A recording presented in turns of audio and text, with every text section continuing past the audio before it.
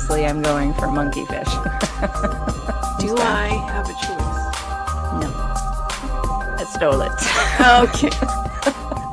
Old pendulous breast herself. Chase you through a cave. I know you do outside. And we're going to talk about how wrong you are after.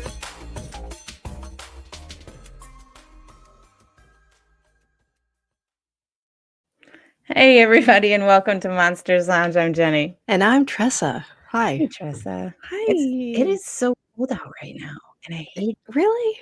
I dislike all of the moments of it. It's chilling. Hey, that's like a spooky thing, so it's fine. Oh, is that what that is? I solved it for you. Right. I've mixed up how you feel about it, right? You feel better about it? Oh, you've upended my entire world. Thank you. You're welcome. That's wild. You know what I do like, though, is all of the Christmas lights that are up right now. Yes, me too. Yeah, I really want people to leave them up until like mid to late February. Yeah. That seems a little soon. All the way through March? Oh, at least, yes. Oh, yeah. Well, yes. I'll get started with convincing everyone to do that. Okay, we'll start our thing. Yeah. We have a great guest tonight. I know. Tell us. Very exciting. So our guest tonight is Dave Spinks, and he has been investigating and researching the supernatural since 1986 due to several experiences he had as a young man. Since that time, he has conducted several hundred investigations in the U.S. as well as Europe. He served in the U.S. Air Force for 8 years and went on to work as a federal law enforcement officer, retiring in 2011. During his paranormal investigations, Dave has experienced many hair-raising and unnerving things as one might imagine. Having investigated strange phenomena for over 30 years, he has built many friendships with some of the most well-known investigators in the field today. He has been seen on various television shows to include Expedition X, Terror in the Woods, Paranormal 911, The Unexplained, In Search of Monsters, and These Woods Are Haunted, to name just a few of them.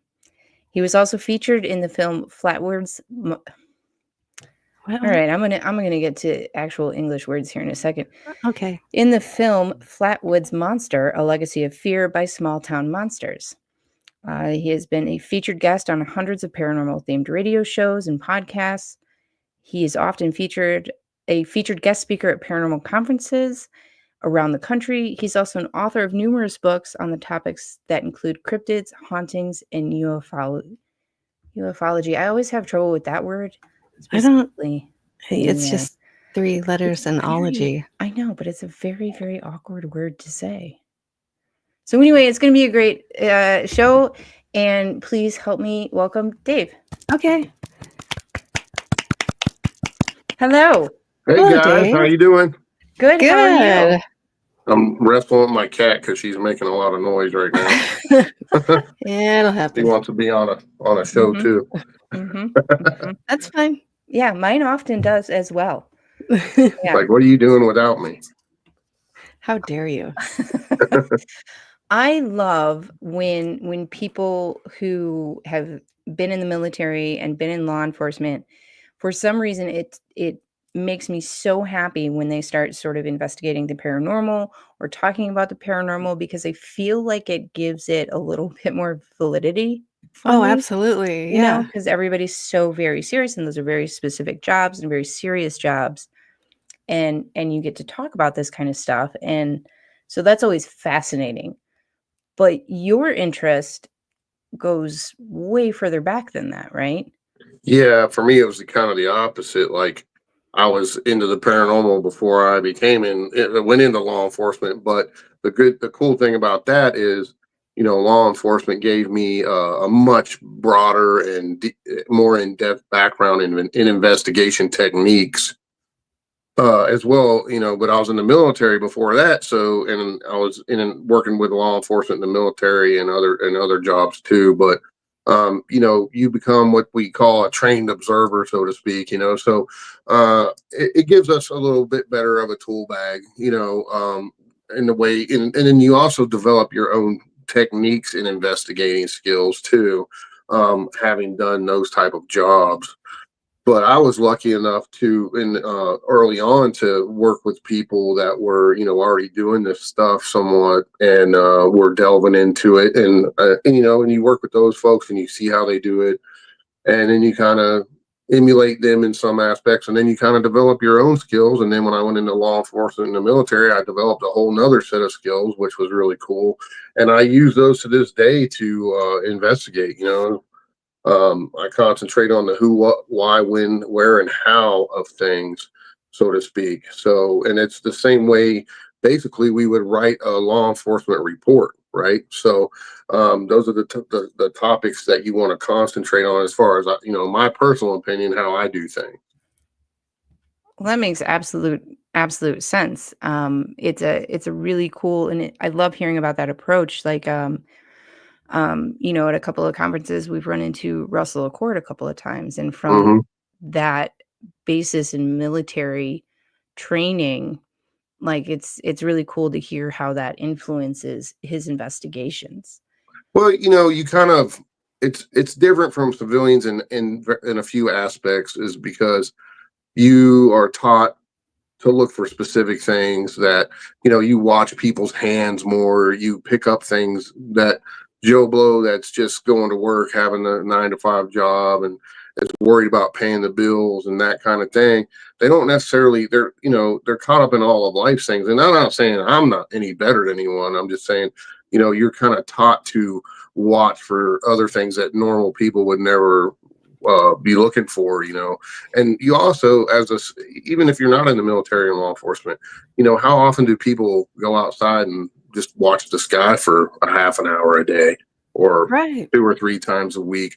We're so oblivious because we're caught up in that game of going to work, taking care of the kids, paying the bills, whatever the case may be, that we kind of have stepped away from that aspect of life, the weird side of life, the things that could be out there, could be going on all around us. And it's almost like a brainwashing type of situation, Mhm. because I'm sure you guys have had experiences over the years too, where you saw something, you saw it, but then you second guess yourself. Did I just really see that, or whatever? Absolutely. And I think it's been done to us as a human race for many generations, for tens of, or hundreds and hundreds of years. The metaphysical side and the paranormal and supernatural side of things has been literally taken away from us, so to Mhm. speak.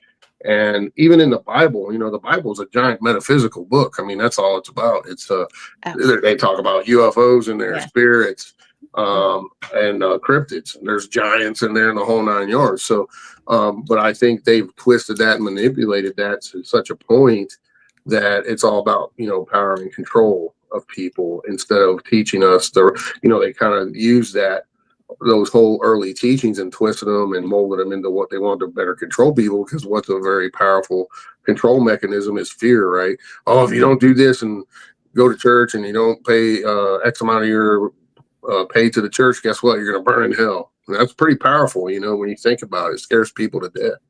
So, Absolutely. Look. for me, that's kind of how I look at things. And I grew up, my grandfather was if you ever seen the show Terror in the Woods I was on, that tells our story. We had the Bigfoot encounter together. That's what Yeah. started me in this, really. And he was a Baptist minister for 40 plus years after World War II. And yeah, I tried to talk to him about what we experienced, and he wouldn't have nothing to do with it. To him, that was the devil, and you Right. don't talk about those things because it brings them closer to you. Right. It's So, summoning them. Mhm. it's a whole ball of wax. And I over my time in doing this, I've really started morphing into more of the metaphysical side of things and the spiritual side, because my girlfriend, she's pretty awesome, psychic medium, and real deal, more than I've ever seen anybody. And she's really changed my life in a lot of ways. Because before, I was the law enforcement military guy, very skeptical on certain things, and I had to see hard facts. And I know I always had something else going on with me, but I never partook in that. Right. Mhm. But I was like, man, and people have told me, including her, that I have some physical medium abilities, but I never really trounced off into that thing, that aspect of things. But having done some investigations with her and at her places that she has been called to, and seen some things that she's done, it's pretty just jaw dropping amazing. Some of the things I've seen her do, like find a piece of evidence that was hidden in a wall for 7, 8, 9 years from a kid who committed suicide in a house that had paranormal activity. And we found his little notebook that he hid in his room, and she found it, and she got a message from it. She didn't know that was in there. You Yeah. know, there's no way. And then we got the mom who came back to the house and verified it. And there had been another family or two that lived in there since all that went down. Mm-hmm. So, you know, when you see something like that, when there's no other way that she could have got that message other than from spirit, it's pretty. I mean, I told her, I said, that made my 30 plus years worth every second of it, seeing that happen and go down that way, because it just doesn't happen like that very often, you know. Right. And when you see stuff like that go down, it's just mind bending, man. It's like, wow, you know, this is some compelling stuff. You know, when you realize, hey, there are people that have special gifts that are able to really get deep into that side of it. And that's got to be great and interesting for you to have another area, like another perspective, right? So you're very like facts and all of that, and then you get this sort of intuition, you know, feeling sort of way of going absolutely, about yeah. things. That's Because going to like be a after my great. early experiences, like I wanted answers. You know, I was like, okay, what was that? What did we see? What is it doing here? What is the thing? You know, so that's kind of how I started. And I was running and gunning, trying to, you know, for me, I knew this stuff was real that I was experiencing and seeing, and the evidence I was getting, but I wanted to show people, hey, this stuff's all around us all the time. So I was really hardcore on just trying to gather paranormal / supernatural evidence to share with folks, you know, and say, hey, look, all you skeptics out there, look at this, you know, look, what do you think about this? And that's when I first became known, is when I decided to go public with my stuff. I was like the second person to ever do live investigations on YouTube back in the day. Back when you couldn't do it on a cell phone. You had to have 500 feet of Cat 5 cable, had a laptop in a backpack, and we took a security camera and cut the camera mechanism out and put it on a hat. You know, we're running around with it because we had a guy, we had a guy show us how to do that. That was worked for the news, and he knew how to remote stream stuff. Wow. And, you know, it was very expensive, and you had to buy those air cards too. You know, and then it was very expensive to do back in the day. But you know, that's how I really put myself out in the public, trying to share this stuff with people. And it got real big for a while. And then, you know, YouTube, we had some stuff go down, and they just deleted my channel. Oh, what? And so I got pissed, and I made a new channel and put all my old videos up, because thank God I saved them. And then I kind of quit doing YouTube, but I got a couple of channels that I show all my old investigations on and stuff like that. And then around that time's when the TV people saw I had written a couple of books, and they said, hey, can you come on this show and tell this, and, you know, tell your story on this and this and this. And then it just kind of snowballed. And now I'm up to like 8 books with many more in the works. I got a couple of new ones getting ready to drop, and pretty soon, and doing all kind of stuff, you know. Right now, me and Jen are filming a new movie with Christopher Garantano called Haunting We Will Go. And it's a whole new look at title. Yeah, it's a whole new look at all this. People it's gonna blow their minds. So dude's a phenomenal filmmaker, and you know, he did the show Strange World and Dark Files, one on History Channel, one on Travel Channel. He did the Montauk movie. Talking about all that stuff with the government cover-ups and conspiracies, and he got fed up with the Hollywood stuff too, and wants, you know, he's independent now, and so next year sometime that movie will be released. It's really a series of movies he's making off of the Witch series, he calls it, and this is just one full-length movie that's part of that series. And it's going to be really cool. It'll be released worldwide on 25 streaming platforms: Discovery UK, Discovery Italy, Canada, and we don't know what all else in the US. But it's a whole new look at this. It's done really well, and I can't wait for everybody till we share it with everybody. So because it has all aspects of our own mortality, death, the paranormal, Halloween when we were all kids, how it used to be, and what things that inspired us into this realm. It's so cool the way he's done it. It's phenomenal. Oh, that Nice. sounds fantastic. Now, you're from West Virginia, right? Yeah, originally, yeah, and I live Okay. here now too. Now But I got that's a wild place because you have like one of the outside of the Black Hills, you have like the oldest mountain range in in North America, and I think it's like mhm. what, like 8th or 10th or something like in the world, and Yeah, there's so it used to much. be as the geologists say the mountains here used to be as big as the Himalayas, but Yeah. over all those millions of years, the erosion took them down to what they are now. But yeah, Yeah. it's they do call it wild and wonderful West Virginia. I mean, that's one of the slogans. So, and Mhm. all the people that came here from Europe and overseas and stuff, they all brought their folklore and their tales, and we have a really vast melting pot of different cultural backgrounds here. Mhm. We got Italians, Germans, Scottish, Irish, and English, and Native American as well, Yeah, yeah, yeah, out the not to wazoo. mention, So yeah.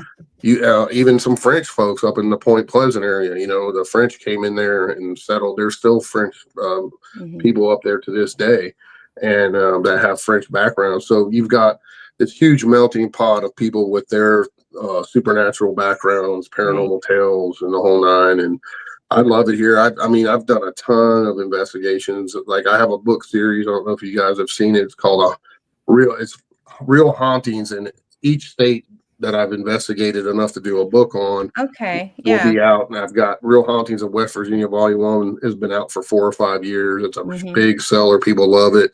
And then the second volume of that book's coming out real soon.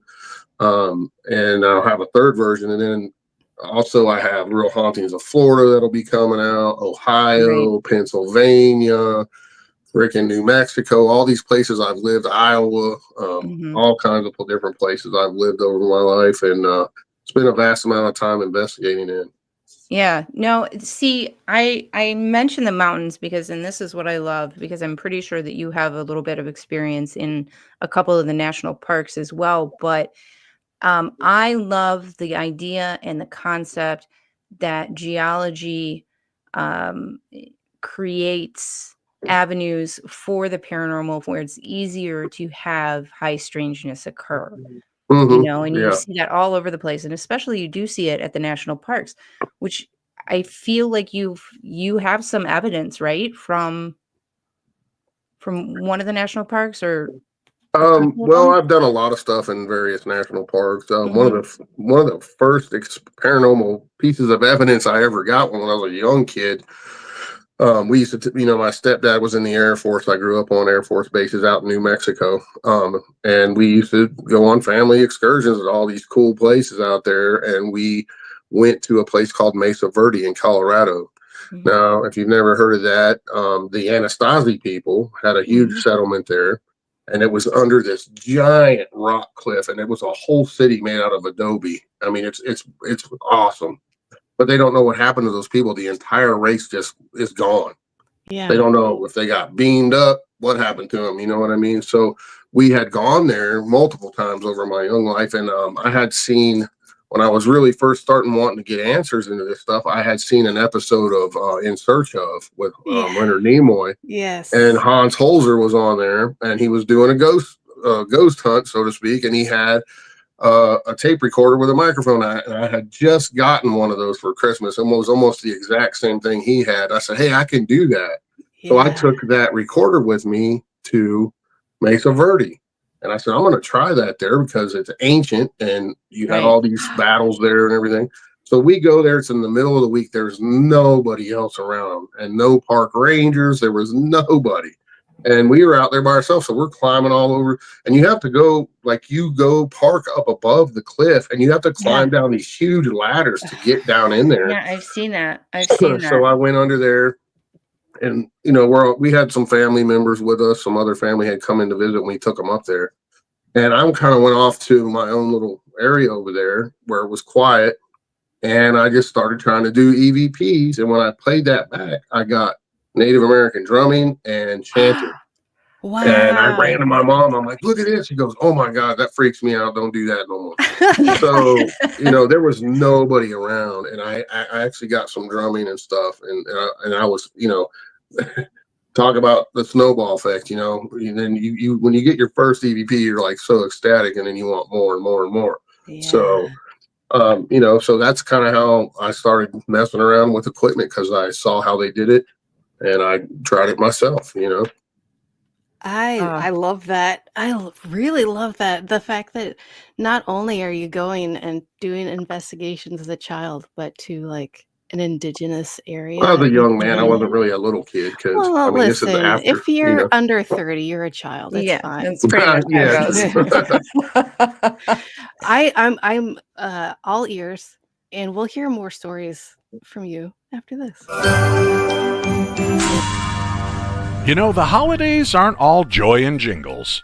Behind the festive lights lies a shadowy history, and Jeff Belanger's Surviving Krampus and Other Yuletide Monsters, The Fright Before Christmas, is here to unwrap the history for you. This isn't your typical Christmas story. It's a fun, fascinating, and sometimes frightening deep dive into the forgotten folklore of the season.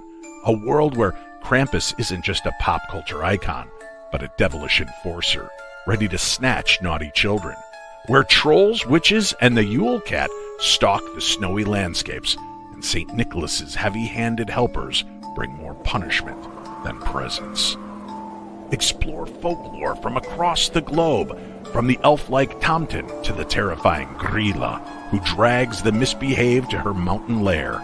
Discover why the winter solstice, the darkest time of year, has always been a season to fear. Whether you're curling up by the fire or walking alone on a cold winter's night, The Fright Before Christmas will have you questioning every shadow. It's available in hardcover, audiobook, and CD, perfect for gifting to your favorite spooky season lover. So this holiday season, add a little more fright to your festive nights. Grab your copy of The Fright Before Christmas, available wherever you buy your favorite books, because nothing says Merry Christmas like a Yule Cat ready to pounce.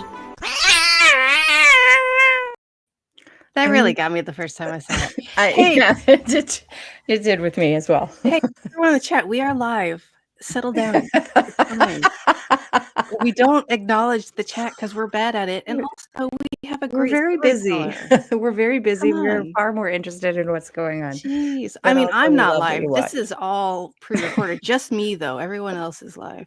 Go ahead, guys. All right. With that added side note, Okay. that was Dave during the commercial. Dave Schrader making the cat noise, right? We're all agreed on this. Okay. All right. Just making sure. Terry, you're getting adverts because we have adverts in our show. It's fine. It's our pals, and they're entertaining. Anyway, moving on from that. So we were just talking about the first EVP that you got, and it's just an amazing story and absolutely ridiculous. In a good way. Yeah, You made it like sound bad. Okay. Anyway, Sorry. no, it's an amazing story, especially with being in such an old place amongst ruins and all of those things. It's incredible. And can you sort of, when you get into a location like that now, having learned what you've learned, since then, can you sort of feel if you're going to get some sort of reaction or some sort of evidence? Do you get kind of that vibe from it? Do you feel a little bit more connected? Sure. I mean, I think the longer you do any of this and you start exposing yourself to energies and different frequencies, so to speak, when it comes to spirits and even negative entities as well, I think the more you experience these things, you kind of develop your senses a little bit. We all have that fight or flight in us, and I'm sure you've been in a negative haunted location and the hair on the back of your neck or your arms will stand up and you're getting that feeling, hey, something doesn't feel right. That's all the same thing, and then I've been doing this a long time now, and I can literally, walk into a place, you can feel if it's heavy, happy, sad, mad, bad, whatever. And I think we all have that ability. The more you do this, the more I you don't kind think of it has to be haunted location either. I think that you can feel that Yeah, you can feel it anywhere you anywhere go. because spirits are all around us all the time, Yeah. whether it's the grocery store or the DMV, it doesn't matter. Yeah. They're just everywhere. And it doesn't mean they're always going to affect you, but there's times when they may be trying to get your attention and you'll feel it. The hair on the back of your neck stands up. It even happens to me in the woods when I'm hunting. Sometimes I'll be in my Mm. tree stand, Yeah. the woods go totally quiet. You don't hear any birds or nothing. And the hair on the back of my neck stands up. I'm like, oh, something's watching me right now. You can feel it, and Yeah. it's just, you have those, we all have those type of, abilities, I think, in some aspect. And the more you do it, the more you will develop those things. Yeah, Agreed. absolutely. We discuss on the show a lot that Tressa and a lot of people that we know get those feelings from buildings, from places, from being inside. I get nothing. I get Unless nothing at all unless I'm outside, right. unless I'm out in the woods or someplace, then I get it for sure. Hmm. Um, Well, so a lot of that has to do if you're grounded right at that particular time, and Mm. where some people are more outdoors people than they yeah, are inside people, and some people are more grounded outside than they are inside. So, 1000%. there's a whole bunch of different factors that we all don't just quite understand at this point. But, um, you know, so, and some people, I mean, I've done tons of public events where had people pay and I take them to a place and they investigate with me and whatnot. And there's been numerous times over the years where we're getting, be me and 3 or 4 people in a room. We're getting some really good ghost box responses or EVPs. And then a certain person walks in the room and everything just stops. I call them energy killers, Yeah. or Yeah. whatever, because for whatever reason, their energy when it came into that particular space totally changed the energy, and that those spirits or whatever we were communicating with do not want to communicate with that person, and they're out of there. So I've seen that happen numerous times over my years of doing this. Yeah, and if you're not open to it, and if you're so not I don't wanna say grounded, but if you're so into protecting yourself, that's great, protect yourself, but if you put it to an extreme point, you're also going to push away the people you're trying to communicate with, the Yeah. s you're trying to communicate with, so Well, be I mean, aware of that, there's very few people that have not had any kind of experience, because I love when we're doing those public events and there's always 1 or 2 or 3 hardcore skeptics. I don't believe in none of that, but they're there because they want to have an experience, right? yeah. Right. And they'll say, "Well, I don't believe in none of that, but this one time, I was watching TV and I saw this weird shadow in the corner of my eye." I said, "Well, you had an experience then. You just didn't Yeah. know what it was." Yeah, I love the And people that are like, I don't believe in any of this, it's all bull, but this one time." mhm, right. And What? you'll have them every time, it seems like. But there Yeah, are some people that claim to have never had anything happen to them. Yeah. But I guarantee you they know someone who's had something happen to them. yeah. Right. So, even though they don't, a lot of times I'll get people that are hardcore hunters, and I've been hunting for 40, 50 years in the woods. I never seen a Bigfoot. I said, "Well, and your point being what?" I Yeah. mean, just because you haven't seen one doesn't mean they don't exist. You know what I Mhm. mean? So Yes. there's I've never seen there's self-righteous $1,000,000, people but out there that think just because they haven't seen one, they don't exist.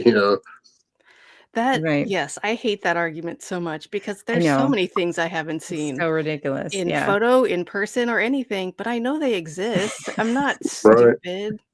Well, you can't discount tens of thousands of reported Right. sightings by Right. law enforcement, school teachers, doctors, lawyers, people who Yeah. have something to lose by even going out on a limb and saying they saw this 8 foot tall hairy creature run across the road in the middle of the night when they were driving down the road. I mean, you can't discount, because you weren't there, you didn't have the experience, or not have it. You can't tell people they didn't experience that. Right. And 100%. even when I had the Willow Sweep house, so before I owned it, there had been hundreds of teams in there that investigated it. Not all of them, but I'd say 90+% of them had some sort of paranormal experience in that house that they documented and whatnot. And then when I owned it, hundreds more teams came in. Let them come in. But we had 1 or 2 teams that think they're the cat's meow or whatever. They come in, don't get anything, and they think, "Oh, it's not haunted." And I'm Okay. like, "Dude, you're full of BS, because just because you didn't experience nothing or have Mhm. anything or document anything doesn't mean squat, you know?" Maybe the spirits Now hate you. this Now this is what you're referring to is in Cayuga, Indiana. Yeah, Is yeah, that correct? And this is yeah. a fairly well documented, extraordinarily haunted place. A Hmm. little bit of it, it seems a little malevolent. It was more than a little All malevolent. That's right. why I shut it down. Yeah. I mean, it's probably one of the most negative places I've ever been in my 30 plus years of doing this, and I've been in a lot of very negative places. Let me Yeah. tell you. Yeah. But the people that there's a lot of misinformation put out because some of the family members that died there, their family members and the people's family members that died there, they were saying, oh, they're just trying to make money off of this. Well, everything that was out there on it had been documented in the public. There was horrible deaths in that house, numerous ones. And most we could verify. There was a few of the stories from the locals that had lived there their entire lives, and their families told us some other ones that we couldn't verify because some of the records in the old courthouse got burnt down. It burnt, and we lost a lot of Sure. records. And people had rented that house for many years in between, Yeah. from the time it was built till the time I took it over and everything. But there was, witchcraft stuff buried in the floor, all kinds of stuff, and so after a good friend of mine who's a pretty well-known investigator, his name's Barry Gaunt, he runs Octagon Hall, has ran Octagon Hall for many years, and runs all the ghost stuff there. And he came to the house because I wanted his team to come because, I really bought the place to have my own paranormal lab because I've been to so many other places. I said, I want a place where I can control the environment. I know there's no BS going on. And I pulled, all the electric was pulled out of the house, everything. So there was no false EMF or anything. Wow. So that's why I had it. And I allowed teams to come in and share their stuff with me. And it was like a 7-year paranormal project, really, is the whole reason I bought it. And, I was accused of all kinds of horrible things by some of these family members because I'm telling the story. I wrote a book. Yeah, I'm selling the book, making money. So that's what I do. I'm sharing the paranormal with the world. And I don't, people that know me really well or close to me know that I don't fake anything. I don't have a reason to. The only reason I don't have my own TV show because I refuse to fake anything. I've had a contract in hand a couple of different times worth a lot of money. And I turned it down because it said in the fine print, if you don't get any evidence, you may have to manufacture something. I said, I don't do that. My reputation is everything to me. I don't need that. Don't want it. So, and then I closed the house right before COVID hit. And there hadn't been any teams in there from right before COVID till now. I took the last few people with me the week before my birthday this year in May, investigated it for one more week, and then I tore it down and sold the property. So if they're saying, oh, you're accusing me of making all this money. Well, no, I wasn't, because I had it shut down for years. No one was allowed in it. I didn't let anyone in it. Only person that was in it was me. Yeah. And I can't documented imagine. evidence. Yeah, I can't imagine like being in that situation where a family home is haunted and people are in there and I mean, the looking house around. needed tons It's of work, and there interesting. was. I couldn't win for losing. People were attacking me for tearing it down. People were Yeah. attacking me for leaving it open because it was so negative. I mean, Yeah. it was like, wow, man, this is just, to a point where I did what I wanted to do with it. Yeah. It's not safe to let people investigate it any longer. My friend got, Barry, I was telling you about, he got attacked there by something scratched him. We just still don't know what it was. And he lost part of his foot because of it. It Oh got my God. gangrene, all kinds of stuff. So I said, that's it. I'm done. It's done. Yeah. I'm not letting nobody else in here. And there have been other people that had horrible experiences investigating that place and all kinds of bad stuff. But that's for book number 2. Yeah, at that point, you don't really have any option, Right. And I feel I think I was meant to get that place to shut it down eventually. Sure. Because as a responsible person, spiritually responsible, I don't think it's safe for some of these places. And let's face it, certain people shouldn't be investigating the paranormal anyway. People that have any kind of issues, holes in their souls, if they have, substance abuse issues, or they may have tried to commit suicide. Those types of people should not be doing anything in the paranormal because they, Jen calls it, she has great terminology for stuff. She calls it a hole in your soul or cracks, right? And these negative entities are able to jump into those cracks and manipulate people. Yeah. The suicide demons are real. I'm telling you, they give people that little push, and that because they already have all these traumas and different things in their lives, give them that push. Next thing you know, they kill themselves. That's Listen, a real thing, because yeah. what's the devil's ultimate goal is to gain souls for hell, right? So his minions go out, they do their job, they gain souls for hell. That could be with kids, with grown-ups, with anybody. Yeah, listen, And I am the first, and I talk about it regularly, but I struggled off and on with depression from my yeah, whole life, and I will tell you that when I am in a depressed state, I do not want to be in a negative space. no, you That is can't. not a fun place. It You is can't No. be not a in a good negative place. space It because is it'll not spiral out of good. control. And people think that, I'll give you some other little ones that are real deal stuff that people really don't realize. They don't call alcohol spirits for no reason. Okay. Alcohol, I used to drink with the best of them. Let me tell you. I mean, I partied down in college and everything in the military. We drank all the time. I mean, that's what we did. That was our way of life.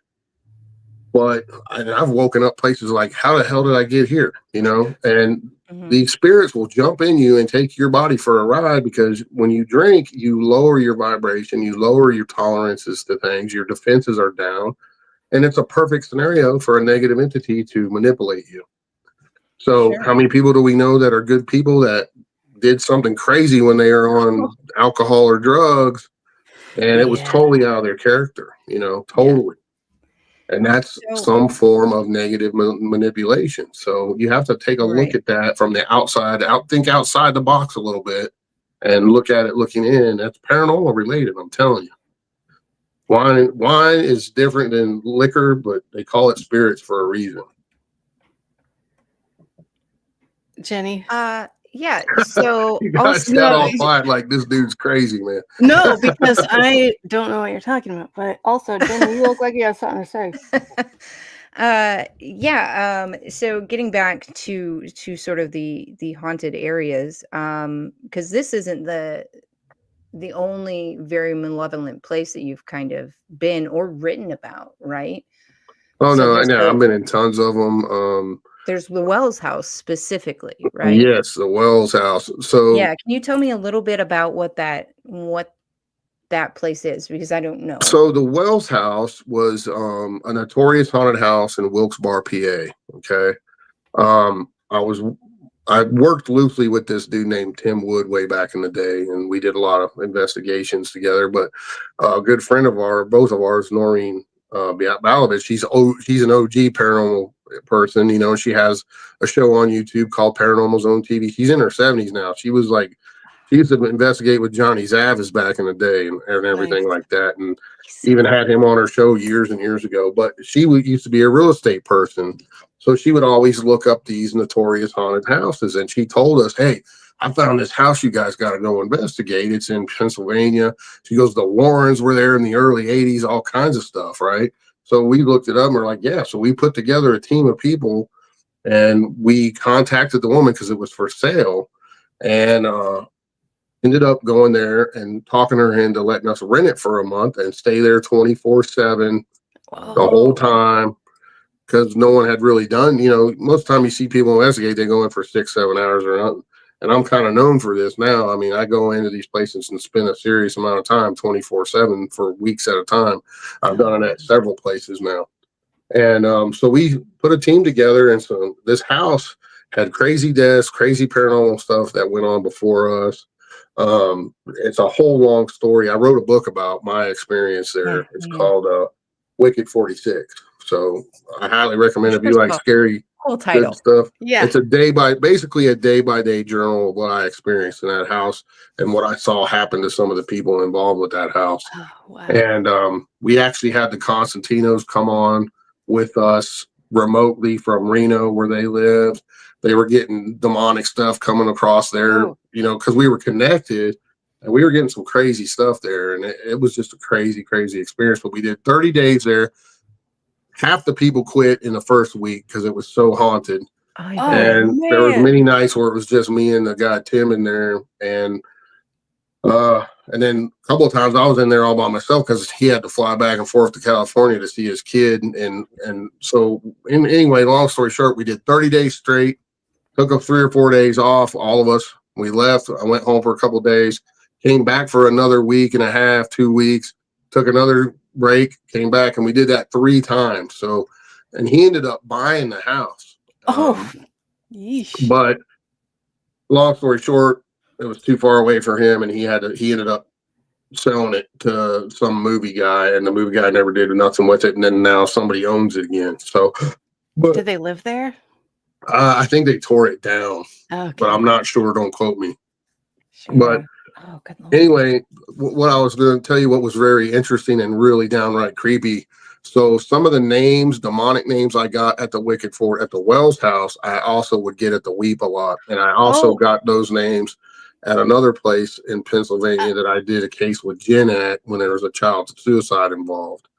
And Someone's got so, their eye and it on was you. very consistent at Seriously. all 3 locations.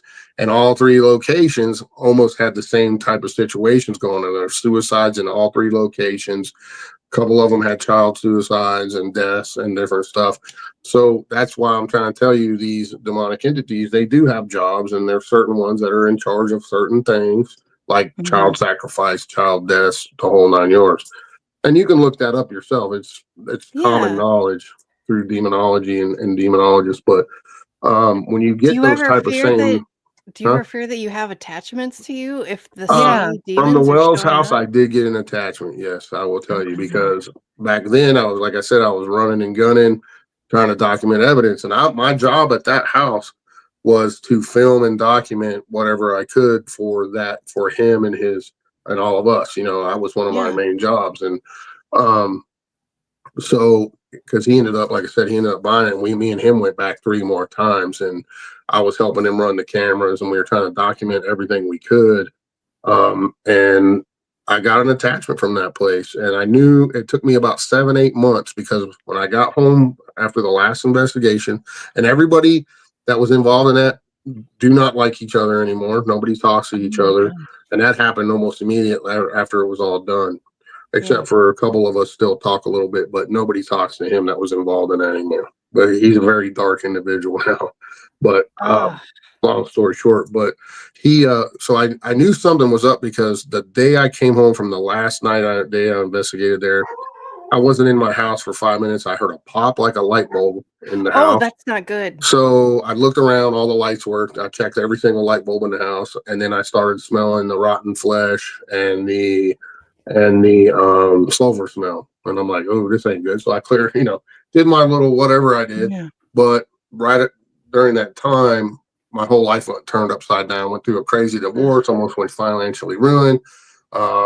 I was having a dream every night where I was encircled by this dark shadow, and these black hands were coming out trying to grab me. And every night they got a little closer and a little closer, and I would literally wake up covered in cold sweat, until finally the last night I had it. One of them grabbed my arm, and I went like that, and this is in my dream, right?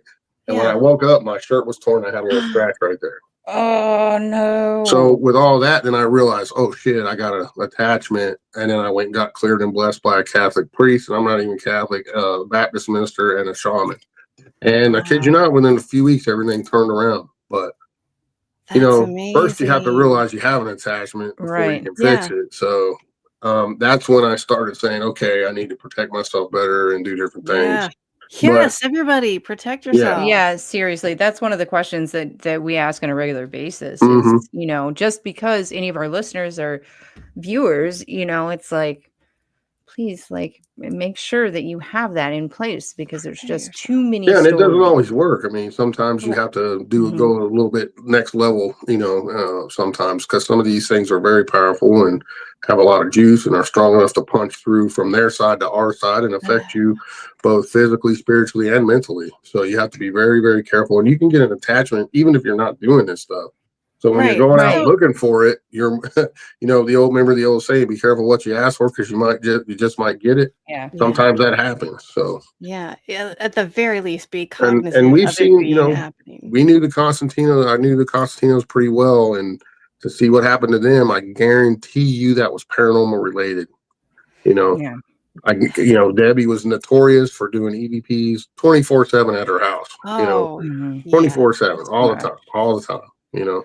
Listen, we need to And go to break real quick, but when we get back, I want to hear about some UFO stuff. Are we good sure, with that? I All do it right, all. I let's mean, do it. Oh, hey, Tressa. Jeni? Oh, I'm just reading my book by international TV sensation, Dave Schrader. I'm reading the book, too. I don't remember the name of it or who wrote it, but yeah. There, I like your shirt. You? I got it on monstersloungepodcast.com. You've got a great shirt, too. Oh, this? That's so weird. I got it at monstersloungepodcast.com, too. They have really great stuff. A full variety. I know, right? They have everything. Shirts.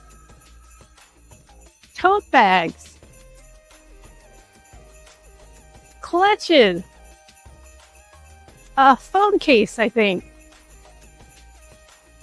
It's the best.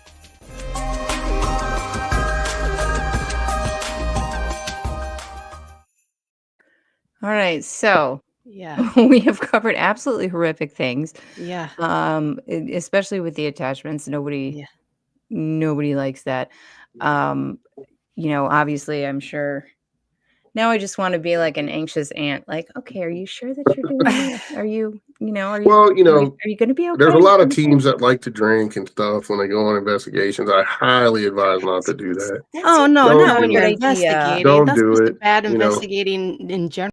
Like, Well, are you first of there to work all, or not? consider the space, like most of the time, Mhm. it's not like these places are in the best upkeep Right, whatsoever, right? Like that's right. the last thing you need. And then you get the whole spiritual side to it.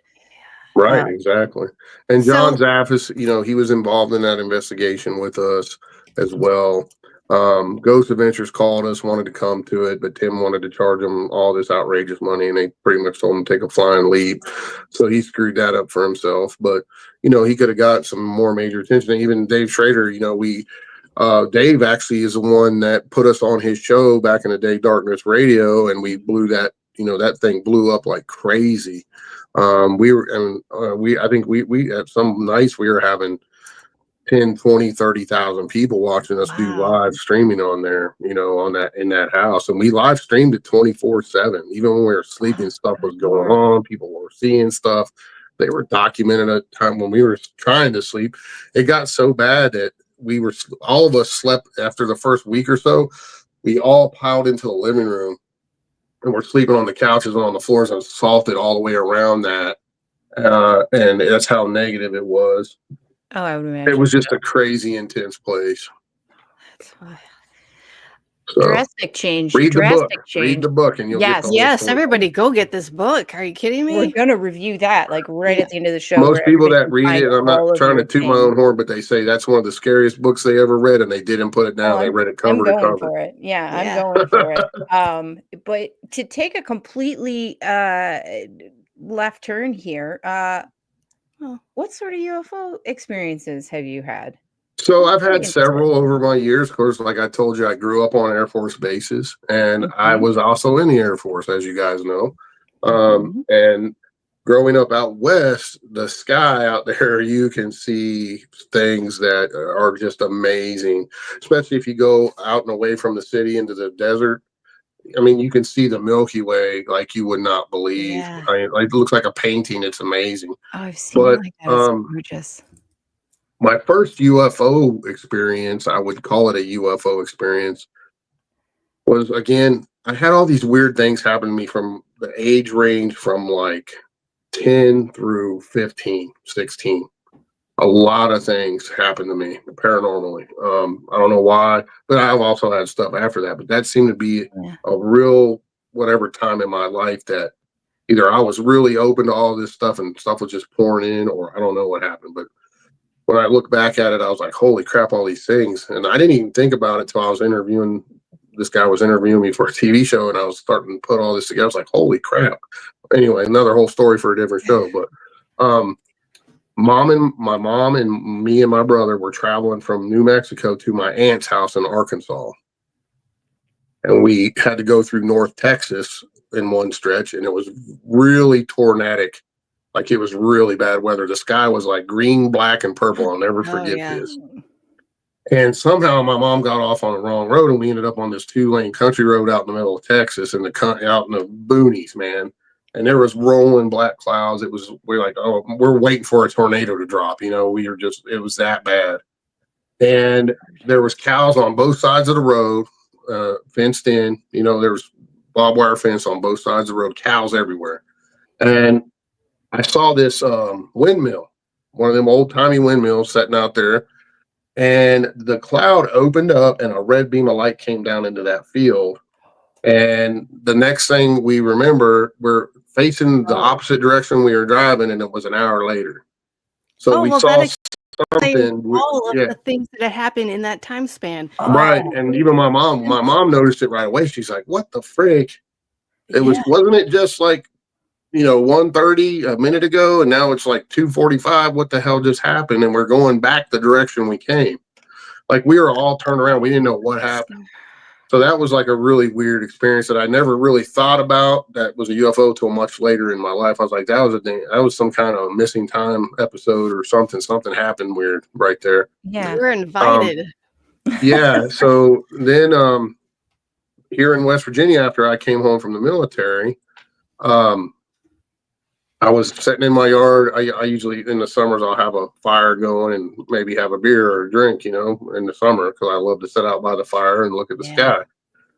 So I was actually cleaning up my yard that day, and I got all this brush and branches, and I was burning it and sitting there having a drink. And for whatever reason, I looked off behind me and I saw this round object. It was a pearly white color coming from as far as I could see in the horizon from the west. And it was trucking. I mean, it was moving, and it was looked like a pearl in the sky. I mean, and it had like a pearly, yellowish, pearly color to it. And my truck was right there. So I said, I'm going to run over there, because I always carry binoculars in my truck. And I went and grabbed my binoculars. And by the time I got my binoculars out and looked up, it was already coming above us. And then my girlfriend at the time said, it just made a 45-degree turn. And that's when I got my binoculars up. So it was coming in a straight line, and it stopped and made a 45-degree turn and stopped again. And that's when I got my binoculars on it for a good 3 to 5 seconds. I'm looking at this thing, and it just went straight into space, never made a noise, and was gone. I mean, it was pretty amazing. And have you seen the drones that are out there? All the images where there's a lot of stuff. Blue pearls, and they can't bring them down. Like the military can't bring them down. Yeah, there's a lot of UFO stuff going on right now, guys. Yes. I mean, it's kind of creepy, but also very exciting at the same time for me. Yeah, I find it more exciting. I don't think it's creepy. And if I get both. I get both. Mm-hmm. I got no problem. Well, I mean, I'm just hoping they're good ones. You know what I'm saying? Right. Right. I've had several things. I was also, when I was in the military in Tucson, I was stationed in Tucson, Arizona during the Phoenix Lights incident too. Oh, no kidding. Yeah, I didn't see the craft, but we got put on alert, and we were stuck in a hangar armed like we were going to war all night. And then we all found out the next morning what went down. And then we kept asking questions. Next thing you know, we all get shipped all over the world. I got orders to Italy, and then I spent 5 years in Italy after that. So they wanted to shut us up, and, we had to stop asking questions. Yeah. And I've seen a few more things that again, I wrote a book called Real West Virginia UFOs. Check it out. Yeah. Because West Virginia, people don't realize that West Virginia has some of the most prolific UFO sightings in modern ufology. There are so many big cases here, like the Flatwoods Monster case. That was a big time government cover up, even more so than Roswell. And also all the sightings that went on during the Mothman sightings in Point Pleasant. Yeah. Right. There was literally thousands of UFOs in the sky every night. Yeah. People would go home, eat dinner, get the family, load them up, go out to the bunkers and watch the lights in the sky. Yeah. And there's hundreds of newspaper articles that document it. Then you got the whole Woody Derenberger story, where he was visited by Indrid Cold, the Grinning Man, and Yeah. supposedly had visits from him for many years. You got that whole deal that went down, and there's just so many more. And what I did with my UFO book, because I wanted people to see how prolific West Virginia is in modern ufology, right? So I started back to the 1800s where I dug up church records that had accounts of these giant craft that went from one mountaintop to another mountaintop, because it was so rural here back in the 1800s. Like, we didn't have hardly any newspapers. Only in the bigger towns had a little newspaper. So they would document stuff with their local churches. And I found several accounts in church documents of these giant ships. This is before blimps and everything else. You know what I mean? I would have So, never thought to check church documents. That's Yeah. genius. Yeah, in the rural seriously. areas, I mean, that was where, you Yeah. told your minister everything. So, because people Oh, had that is questions, and amazing. that's who you went to, the local, the bishops, the clergy, the local constables, whoever. And you could find some pretty interesting stuff in those old records if your county still has them, so. But I did a decade by decade, and I picked out some of the best sightings and reports I could find, and including some of my stuff in my investigations here as well, and did a book on that, and it's people love it. Do you really have a cryptid cookbook? Yeah. Oh, can we please mention that just a little bit? What's that? Do you really have a cryptid cookbook? Yes. Oh, my cookbook. Yeah. So that was just an idea, man. I was just sitting there one day and I was thinking, I wonder if anyone ever did like a cryptid or a monster cookbook.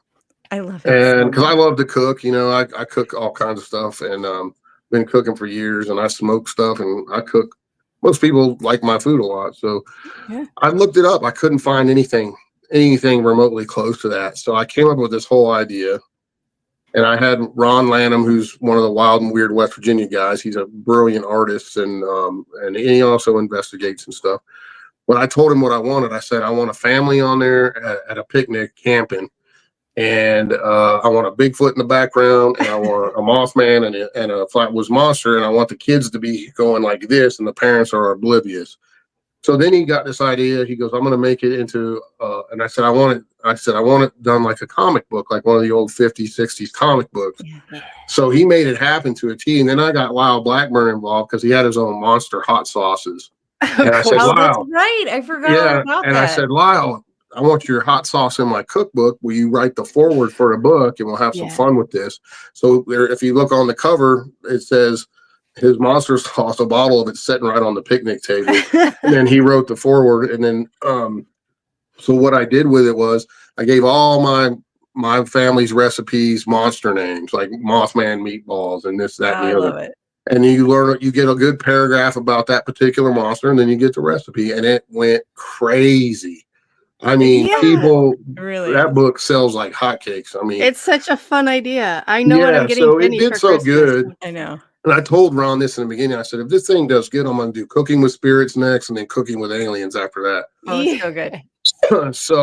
So it is a fun thing. It wasn't a serious, you got to have fun in life. And it was a fun thing. I never dreamed it would do this good, but like Mothman Museum sells all my West Virginia books and my cookbook. They love it. They're ordering them by the case every quarter, a case or two. And same with Flatwoods Monster Museum. And then at the conferences, I sell out of those things, 3, 4, 5 cases. People love them, and they give them as gifts and stuff. And the food's really good. So got a lot of, the only thing is when you do a cookbook, a lot of people want to see pictures of the food. But let me tell you, it's super expensive to do color pictures of food. Yes, it really is. And we go through independent publishing, so to do that it wouldn't. I would lose money, literally. Right. So or you just would have to charge so much it wouldn't be worth it. Yeah, I'd have to charge $50 per book, and I don't want to do that to people. And it's fun. And I also I do a combo deal, like at at my table, I'll have some of Lyle's hot sauces, and we sell a combo deal. And because people love hot sauces too, and his hot sauces are banging, man. They're good. That's what I've heard. Yeah. Yeah. So I highly recommend them. Check out his monster sauce. He's got 3 flavors. He's got a jalapeno based, a regular one that's kind of like red hot, and then a habanero one that's orange. That's pretty freaking a little bit on the spicy side, but it's good. So so we had some fun with it, and and also Ron made me into a comic book character up in the left hand corner. So it's Nice. me wearing my sunglasses because that's my kind of my signature. I always because I got hurt in my eye, so I like bright light hurts my eyes, so I wear sunglasses all the time. So he's got me as a comic book dude up in the left, and it says issue 1. So issue 2 will be Cooking with Spirits next.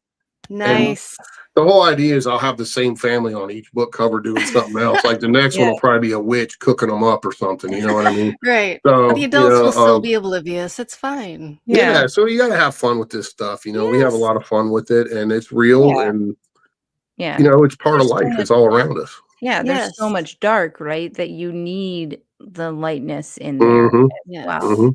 I mean, that's our life motto. I mean, we let's gotta face have it, fun we're dealing with this. death here. I mean, we're literally dealing with death. We're all looking for answers. We're all on our own journeys. Trying to figure it's one of you know, it's kind of my mantra. It's like my 3 questions are: what happens when we die? Are we alone in the universe? And are there unknown creatures walking among us? That's my mantra. That's why I do this. I love sharing my stories with folks and my experiences, and I love hearing their experiences as well. And a lot of times, if folks want me to share their experience, I put it into my books for them, because with the more people we have sharing those experiences, the more validation it gives it, you know. So we want that. We want those stories told and kept alive, and to show people, hey, there's all kind of stuff we don't understand out there, and it's going on right now. Absolutely. Right. It's like stigma with anything. The more you talk about it, the more Absolutely. open it is. And thank you so much for coming on and sharing the stories that you did. My pleasure, guys. I feel like you need to come back and share more, because it feels Sure, like you've got anytime. 1,000,000 more. And I apologize for last time, but I totally spaced. I had some crap going on, but like I've never spaced out on anything. No, we're always on top I'm of it. totally responsible all of the time. I do have a new book getting ready to drop for your listeners and you guys. It's called Beyond Mothman. And it's all my investigations for the last 20 plus years up there. I've done a ton of stuff there, and it covers, it's not just the Mothman. The Mothman's been covered and covered and covered. It's about all the other weirdness. Point Pleasant is like Skinwalker Ranch. Let me tell you, it's got everything. It's got haunting investigations I've done there, UFOs, Men in Black. I highly recommend this book. I've spent over 20 years off and on over the years, and had some crazy experiences with people up there, to animal mutilations and all kinds of weird stuff. So it's going to be a really good book. I'm just now finishing up in the next couple of days, so it'll be out in about a month. Yeah, we gotta have you back on to talk about that book, because Tressa will kill me. Yes, if I we will. don't, because all of that is right up. She's so excited. Yes, I am. Yeah. So very. Check out my website. It's my website. You can see all the conferences I'll be speaking at. I update that as I get new bookings to speak at the paranormal conferences. It's DaveSpinksPI.com. That's my new website. I shortened it from the old one, so because people didn't like typing in paranormal investigators, a lot of stuff to type. So it's DaveSpinksPI.com. Everything I do is on there. So go on, check it out. It's my books, conferences, all kinds of stuff. If you have an experience you want to share with me, please feel free. There's a space on the website. You can share away. Yes, everybody do that. Then we'll have that link on our show notes and all of our things. Check it out. Get his books, because I forgot something else brand new. I do have a brand new haunted location that I am opening to the public. It's called the Shantytown Spirit Shack. Brand new. Not even really known to the public yet. We just started doing stuff with it. So if you're a team and you want to come investigate, look on my website. You'll see the information on there. So where is it located? Like what state? West Virginia. Oh, we might like West Virginia. Yeah. We might have to take a trip, and I'm hoping. And I'm doing a project there again too, guys. It's another paranormal project. I want the first 50 or 60 teams to partake in this project. We're going to film stuff. We're going to write a book about it and see, because to me, it'll be interesting to see what Joe Blow team in May got versus Joe Blow team down in November, and see if they get the same things. That'll be very interesting. So, you know, it's a paranormal project. Yes. Well, hopefully, and it's also to show you don't need this grandiose mansion or this ginormous asylum to experience a haunting. They can happen in a little shack or in a little building. It's a small little house There's been at least 3 deaths. The last guy that lived in it was a veteran friend of mine. He killed himself in it, Oh, and Okay. it's super haunted. So, Yeah. um, Lord. all of his stuff is still in there. It's a giant trigger object. So Oh, it's wow. going to be a place like people have never really experienced before because it's got all of his. I think they've had that house since the 1940s. So you can imagine yeah. all the energy and all the stuff. And he killed himself. Both his wives died in it, and other people. And then that's not even counting what happened in the area the house is at. Oh, wow. So Just yeah, it's another going to be a cool place, and it's not going to be super expensive either. Some of these places charge $1,000 a night. We're making it affordable. A couple to be about $250 to $300 for a team of 5 or less, and then each additional person up to 10 is $50. So all the information's on there. If you want to come investigate, please be some of the first because you're going to be involved in a project if you choose to be. You heard nice. it. So everybody check that out for Yes. sure. Dave, Yep. such a pleasure. Thank you so much for Absolutely. joining us. Thanks for having me, guys. Everybody else. And hang on for a second right after the show. All right. Us on Facebook, Instagram, YouTube, and the Paranormal 60 Network. Like, comment, subscribe, and check out our merch on our website, monstersloungepodcast.com. Send us an email or a comment. We love hearing from people. So until next time, thanks for visiting the Monsters Lounge.